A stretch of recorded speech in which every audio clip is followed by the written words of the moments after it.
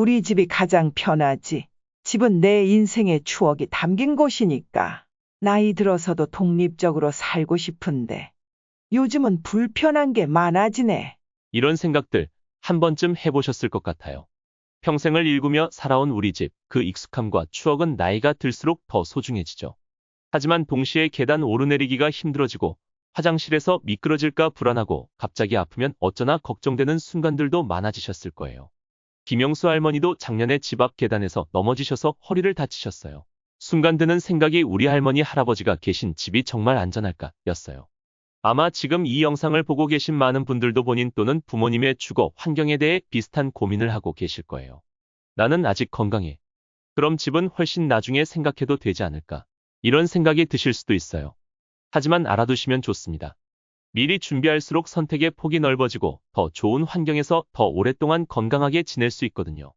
오늘은 그런 고민을 함께 나누고 해결책을 찾아보는 시간을 마련했습니다. 바로 2025년 고령자 복지주택에 대한 이야기인데요. 복지주택. 그게 뭐 요양원 같은 건가? 하고 생각하실 수도 있지만 전혀 그렇지 않아요.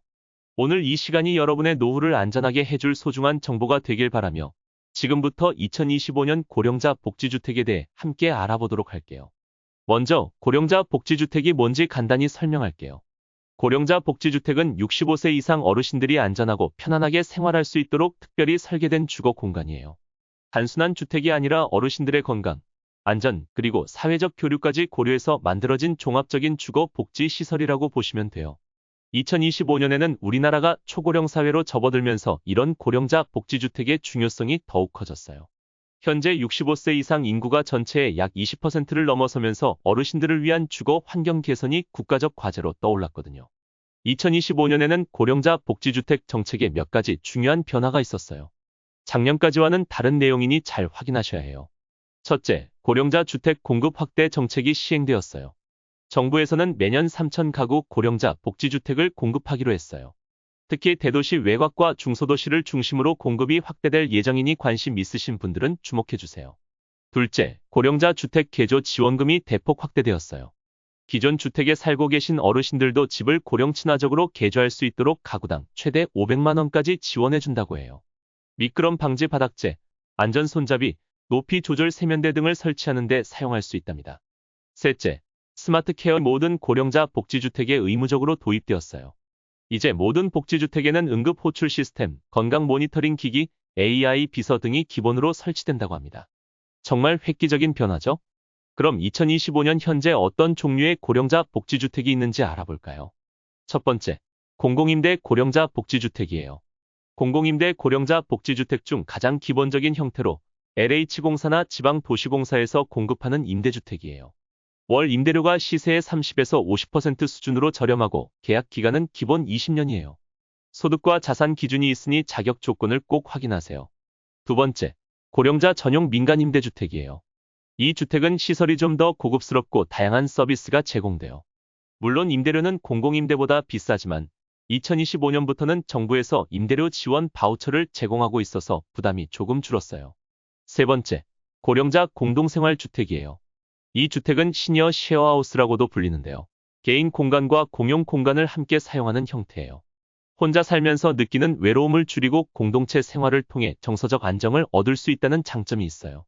최근에는 비슷한 취미나 관심사를 가진 분들끼리 모여 사는 테마형 공동생활 주택도 인기가 많아요. 네 번째, 복합형 고령자 케어 주택이에요. 이 주택은 주거와 의료, 복지 서비스가 통합된 형태로 건강 상태에 따라 필요한 서비스를 받으면서 독립적인 생활을 유지할 수 있어요. 2025년에는 케어 안심주택이라는 이름으로 전국 50개 지역에서 시범 운영 중이라고 해요. 이제 각 주택 종류별로 구체적인 신청 방법을 자세히 알아볼게요. 첫 번째, 공공임대 고령자 복지주택 신청 방법이에요. 공공임대 고령자 복지주택은 크게 영구임대, 국민임대, 행복주택 등으로 나뉘는데요. 신청 방법은 비슷해요. 우선 LH청약센터 홈페이지나 모바일 앱을 통해 온라인으로 신청할 수 있어요. 회원가입 후 청약 신청 메뉴에서 현재 모집 중인 고령자 특화 주택을 찾아보세요. 인터넷 사용이 어려우시다면 주민센터 방문 신청도 가능해요. 신분증과 함께 주민등록등본, 소득증빙서류, 자산 관련 서류를 준비해 가시면 담당자가 도와드릴 거예요. 마지막으로는 LH공사 지역본부를 직접 방문해서 신청하실 수도 있어요. 신청 시기는 주택별로 다르니 LH공사 홈페이지나 관할 주민센터 공고문을 꼭 확인하세요. 보통 분기별로 신청을 받고 소득과 자산, 주거 상황에 따라 점수를 매겨 입주자를 선정해요. 특히 2025년부터는 75세 이상 어르신, 1인 고령자 가구에 추가 가점이 부여되니 참고하세요. 두 번째, 고령자 전용 민간임대주택 신청 방법이에요. 민간임대주택은 각 운영 기업별로 신청 절차가 다르지만 일반적인 방법을 알려드릴게요. 우선 해당 주택 홈페이지나 모델하우스를 방문해서 상담 및 신청이 가능해요. 요즘은 온라인으로도 상담 예약이 가능하니 홈페이지를 먼저 확인해 보세요. 또한 부동산 중개업소를 통해 신청하는 경우도 있어요. 주로 시니어 레지던스, 액티브 시니어타운 등의 이름으로 운영되는 경우가 많아요. 민간임대는 별도의 소득, 자산 제한은 없지만 연령 제한이 보통 55세 또는 65세 이상이 있어요. 임대료 지원 바우처를 받으려면 별도로 주민센터에 신청해야 한다는 점도 기억하세요. 세 번째, 고령자 공동생활 주택 신청 방법이에요. 공동생활 주택은 공공과 민간에서 모두 운영하고 있어요. 공공형 공동생활 주택은 지자체나 지방도시공사에서 운영하는 경우가 많은데요. 주로 해당 지자체 홈페이지나 주민센터를 통해 신청받아요. 지역 내 거주 어르신, 특히 독거노인을 우선 선발하는 경우가 많으니 참고하세요. 민간형 공동생활 주택은 사회적 기업이나 협동조합에서 운영하는 경우도 있어요. 해당 단체 홈페이지나 전화 문의를 통해 신청 방법을 확인하실 수 있어요. 네 번째, 복합형 고령자 케어 주택 신청 방법이에요. 복합형 케어 주택은 주로 건강 상태에 따라 신청 절차가 다른데요. 크게 두 가지 경로가 있어요. 우선 건강보험공단 노인장기요양보험 홈페이지를 통해 신청하는 방법이에요. 장기요양 등급을 가진 어르신들이 이용할 수 있는 케어 안심주택의 경우 장기요양 등급 판정을 먼저 받으신 후 신청이 가능해요. 다른 하나는 지역보건소나 구청 방문을 통해 신청하는 방법이에요. 사회복지사나 케어 매니저의 상담을 통해 적합한 주택을 추천받을 수 있어요.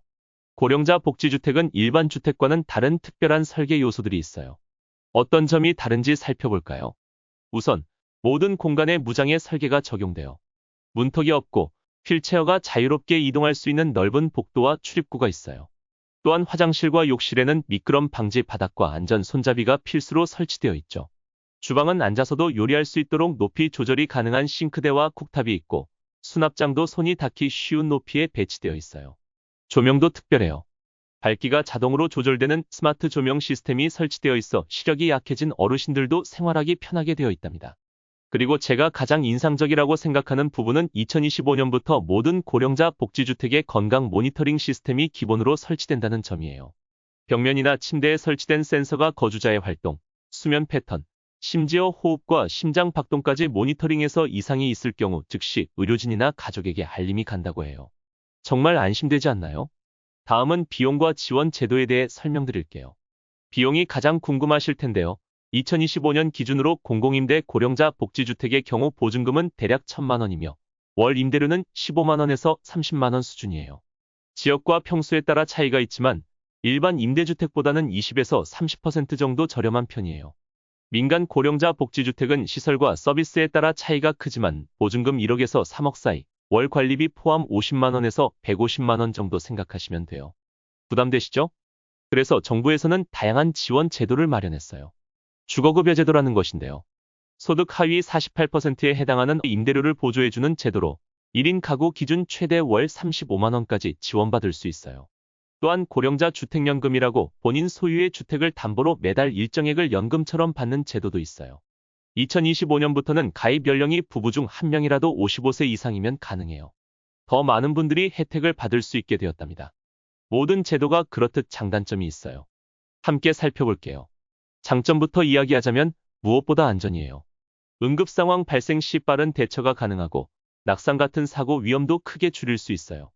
또한 비슷한 연령대 사람들과의 교류를 통해 외로움을 덜 수 있고 다양한 여가 프로그램에 참여할 수 있다는 점도 큰 장점이죠.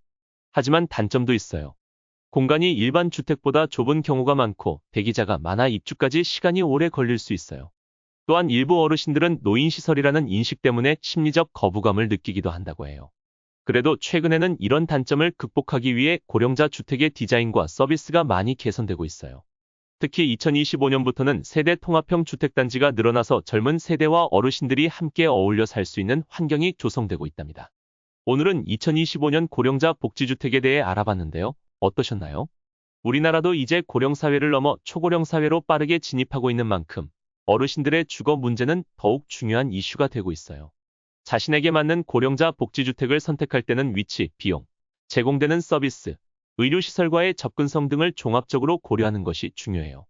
그리고 가능하다면 직접 방문해서 시설을 둘러보고 이미 살고 계신 분들의 이야기도 들어보는 것을 추천드려요.